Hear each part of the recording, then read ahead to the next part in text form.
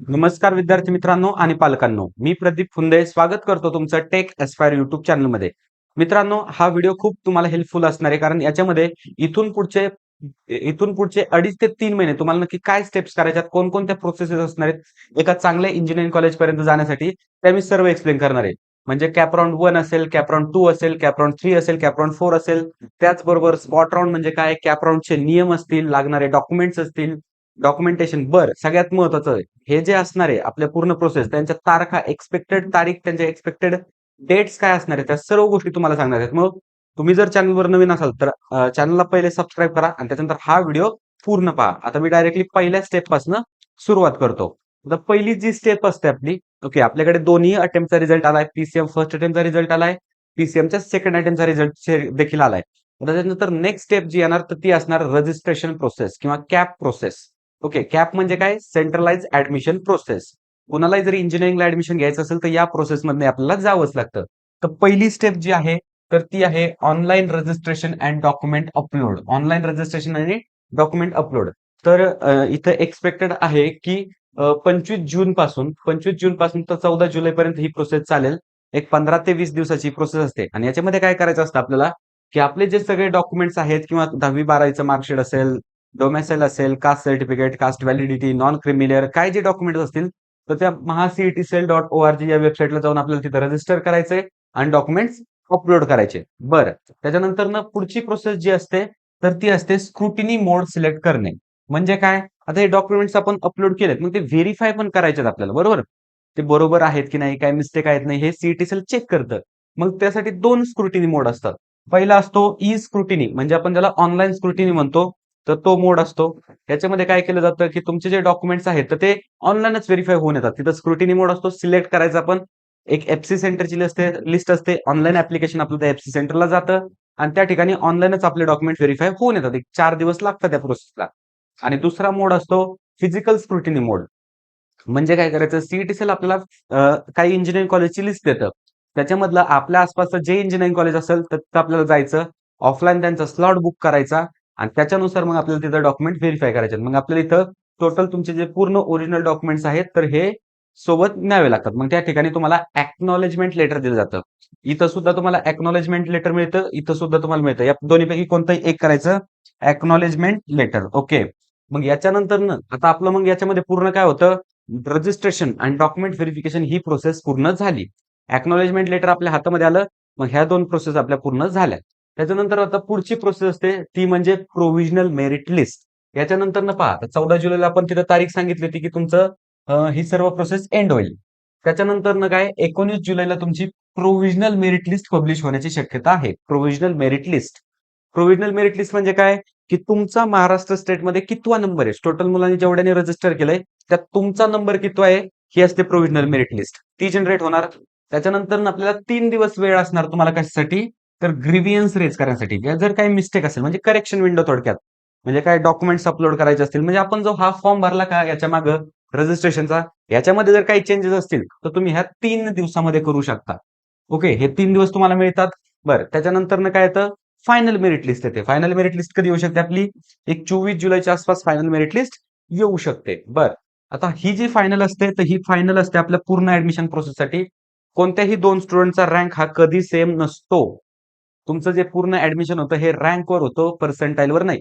Rank हा percentile नुसार येतो, पण त्याच्यानंतर रँक ज्यावेळेस येतो तर त्यावेळेस तुमचं पूर्ण पुढची प्रोसेस आहे ही रँकवर होते. बरं, फायनल मेरिट लिस्ट आली आणि त्याच्यानंतर महत्वाची येते ती म्हणजे काय, category wise seat matrix release.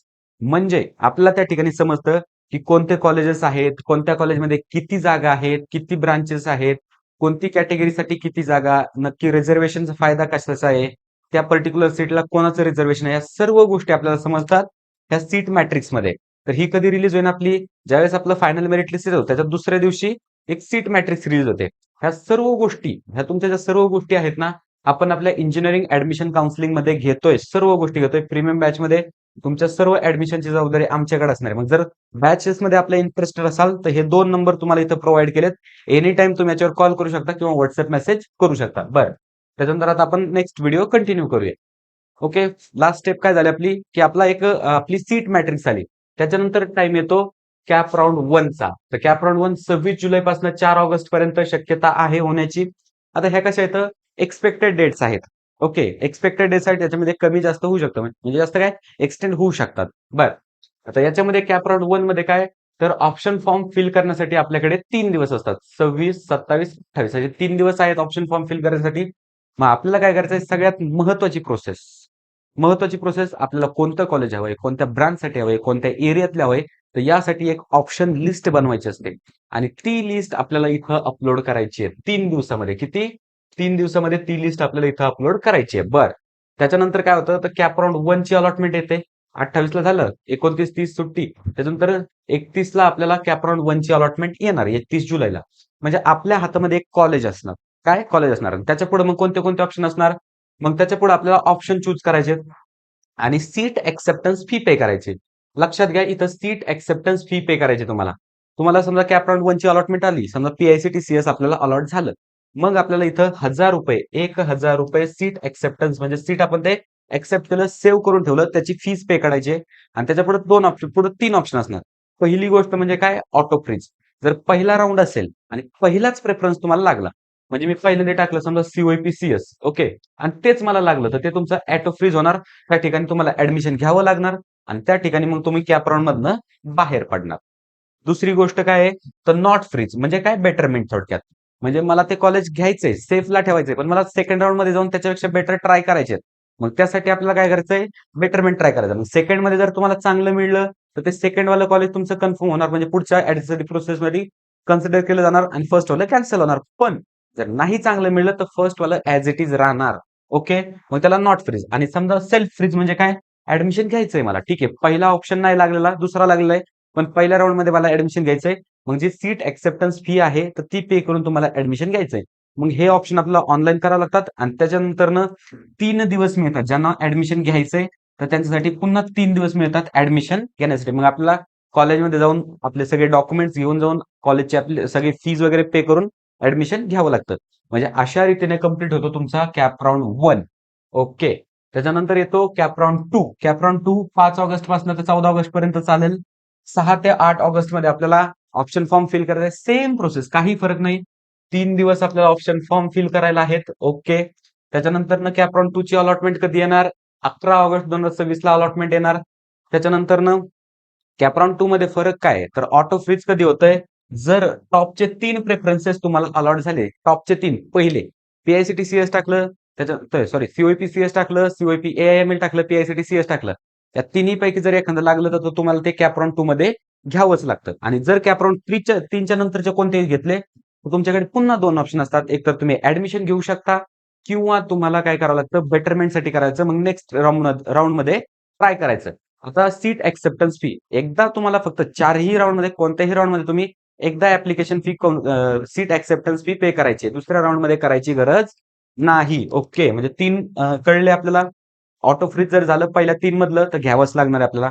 दुसरी गोष्ट नेक्स्ट राउंड मध्ये पण जाऊ शकतो आणि तिसरी गोष्ट म्हणजे तिथं ऍडमिशन पण घेऊ शकतो. म्हणजे इथं सुद्धा आपल्याला 3 डेज आहेत. तर त्याच्यामध्ये आपण ऍडमिशन घ्यायचंय. त्याच्यानंतर प्रत्येक राऊंडच्या नंतर काय होतं की आता हे पहा इथं काय होणार फर्स्ट राऊंड मध्ये जेवढ्यांनी ऍडमिशन घेतलंय मग पुन्हा एक सीट मॅट्रिक्स रिलीज होणार. व्हॅकन्सी मॅट्रिक्स ज्याला आपण म्हणतो की किती जागा शिल्लक राहिल्यात. मग सेकंड राऊंडच्या नंतर सुद्धा एक व्हॅकन्सी मॅट्रिक्स रिलीज होणार जी की आपल्याला थर्ड राऊंड साठी कामी येणार. बरं थर्ड राऊंड मध्ये पण सेम त्याच पद्धतीने ऑप्शन फॉर्म फरक आहे. फक्त फरक काय इथं की तुम्हाला जे समजा पहिले 6 प्रेफरन्सेस आहेत तर ते तुमचे ऑटो फ्रीज होणार थर्ड राऊंड मध्ये पहिले 6 प्रेफरन्सेस. ओके. थर्ड राऊंडच्या तारीख आपण बघूया 16 ते 18 ऑगस्ट मध्ये थर्ड राऊंडचा ऑप्शन फॉर्म फिलिंग असणार आहे. त्याच्यानंतर काय तर इथं हा पण 22 ते 25 तारखेपर्यंत आपल्याला इथं कॅप राऊंड 3 ची अलॉटमेंट होईल आणि त्याच्यानंतर रिपोर्टिंग असणार आपलं 22 ते 25 तारीख. ओके. म्हणजे इथं पण आपल्याला 3 दिवस मिळत आहेत. आणि आपले जेवढे पर्सनल काउन्सिलिंगची मुलं असतात तर त्यांना प्रत्येकाला आपण थर्ड किंवा फोर्थ राऊंड पर्यंत घेऊन जातो.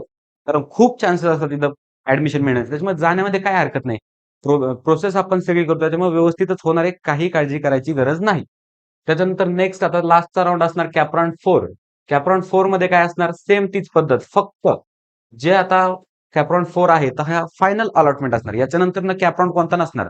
त्याच्यामुळे जे कॉलेज आपल्याला लागलं आहे तर ते आपल्याला तिथं घ्यायचंच असतं. ठीक आहे. नाही घेतलं तर कॅप राऊंडच्या बाहेर जाता काही प्रॉब्लेम नाही. पण घ्यावंच लागतं. जरा कारण पुढं स्पॉट राउंड वगैरे येतो आणि स्पॉट राउंडला ठीक आहे, चान्सेस खूप असतात. कन्फर्मेशन नसतं, स्पॉट राउंड हा रिस्की असतो किंवा समजा काय जे आपण म्हणू, की मी एक 100% जरी मुलगा असेल तिथं, तरी सांगू शकत नाही की त्याला मिळेलच म्हणून. शुअरिटी कमी असते. त्याच्यामुळे 4थ्या राउंडमध्ये आपल्याला ॲडमिशन घ्यायचंय. सेम त्याच पद्धतीने इतर 3 दिवस आपल्याला ॲडमिशनला मिळतात. 1 दिवस अलॉटमेंट होती. 3 दिवस ऑप्शन फॉर्म भरायला मिळतात आणि त्याच्यानंतर आपलं फायनली ॲडमिशन हे कन्फर्म होतं आणि कॅप राउंडची प्रोसेस जी आहे तर ती संपते. कॅप राउंड कॅप राउंडची संपते. त्याच्यानंतरनं स्पॉट राउंडची प्रोसेस येते. त्याच्यानंतरनं आय-एल-एस राउंडची प्रोसेस येते. म्हणजे सगळ्या त्या गोष्टी आपण आपल्या पर्सनल काउन्सिलिंगमध्ये शेअर करतोय. त्याच्यामुळे नक्की जॉइन करा. डिस्क्रिप्शनमध्ये डिटेल्स आहेत. बरं, त्याच्यानंतर आता महत्त्वाचे मुद्दे, की जे टेक एस्पायर काउन्सिलर्स लक्षात ठेवतात किंवा खूप महत्त्वाचे असतात. पहिली गोष्ट फ्रीज, नॉन फ्रीज याच्यावर आमचं खूप लक्ष असतं. पहिले 6 प्रेफरन्सेस असे ठेवतो आपण, जे विद्यार्थ्याला लागू शकत नाही किंवा लागले तरी घेण्यासारखे. त्याच्यानंतरनं ऑटो फ्रीज शक्यतो कोणाचं होऊ देत नाही. डॉक्युमेंट्स वगैरे ह्या सगळ्या गोष्टी आपण सगळ्या मुलांकडनं चेकच करून घेतो आणि तुम्ही सुद्धा चेक करून ठेवा. सगळे डॉक्युमेंट्स बरोबर आहेत का? स्पेलिंग मिस्टेक वगैरे काही आहे का? ह्या सगळ्या गोष्टी चेक करून ठेवायच्यात. त्याच्यानंतर ऑप्शन फॉर्म फिलिंग स्ट्रॅटेजी ही आता प्रत्येक स्टुडंटची वेगवेगळी असणार आणि ती आपण व्यवस्थित आपल्याला हे करणार, काही अडचण नाहीये. आणि महत्त्वाची गोष्ट म्हणजे इन्स्टिट्यूट लेव्हल सीट्स. जसं मी तुम्हाला म्हटलं स्पॉट राउंड हा एक ऑप्शन आहे. स्पॉट राउंड म्हणजे काय बेसिकली 4ही राउंडमध्ये एखाद्या जर सीट वगैरे शिल्लक राहत असतील, तर त्या स्पॉट राउंडमध्ये दिल्या जातात. आणि त्याच्यानंतर इन्स्टिट्यूट लेव्हल सीट म्हणजे पूर्वी ज्या मॅनेजमेंटमधनं ॲडमिशन व्हायचे, तर ते आता इन्स्टिट्यूट लेव्हल सीट्स कॉलेजला त्यांना गाईडलाईन्स आहेत, की तुम्ही 1x, 2x, 3x अशा फीस घ्या. म्हणजे काय एकपट, दुप्पट, तिप्पट जास्तीत जास्त तिप्पट मुलांकडनं फीस घ्या आणि त्यांना मेरिट बेसवर ॲडमिशन द्या. जे तुमचे पहिले 15% सीट असायच्या, तर त्या डायरेक्ट तुम्ही पैशावर ज्या पद्धतीने घ्यायच्या, आता मेरिट बेसवर ॲडमिशन द्या आणि या पद्धतीने चालतो इन्स्टिट्यूट लेव्हल सीट. मग ह्या सर्व गोष्टी आपण आपल्या पर्सनल काउन्सिलिंगमध्ये प्रोव्हाईड करतोय. त्याच्यामुळे आपल्या नक्की काउन्सिलिंगला तुम्ही एनरोल करा. त्याचबरोबर आणखी माहिती हवी असेल तर या नंबरवर कॉन्टॅक्ट करा. व्हिडिओ कसा वाटला? तुमचे काही डाउट्स वगैरे असतील तर मला कमेंटमध्ये नक्की सांगा. All the best.